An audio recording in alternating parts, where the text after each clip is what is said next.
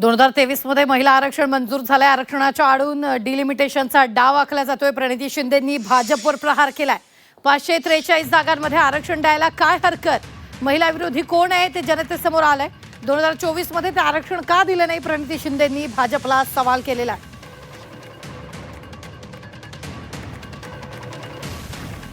अधिवेशन झालं महिला आरक्षणाच्या नावाखाली, ते भारतीय जनता पक्षाचं सर्वात मोठं अपयश होतं सत्तेत आल्यापासून.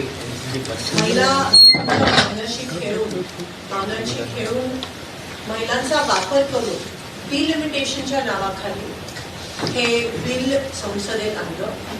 हे बिल खरं तर 2023 मध्येच पारित झालं होतं.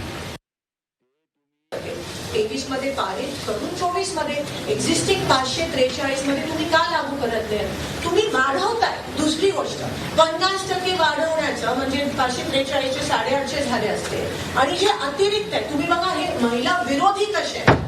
महिलांचा वापर एकीकडे करताय तुम्ही इलेक्शनच्या वेळेस महिला बिलाचं नावाखाली डिलिमिटेशनच्या नावाखाली तुम्ही हे करताय. आणि दुसरी गोष्ट म्हणजे तुम्ही किती महिला विरोधी आहे ह्याच्यावरून कळतं की तुम्हाला सीट्स वाढवून महिलांना आरक्षण द्यायचं. आरक्षण केव्हा म्हणतात? जेव्हा एक्झिस्टिंग सीट्स मध्ये जेव्हा तुम्हाला जागा आरक्षित होतात तेव्हा त्याला आरक्षण म्हणतात.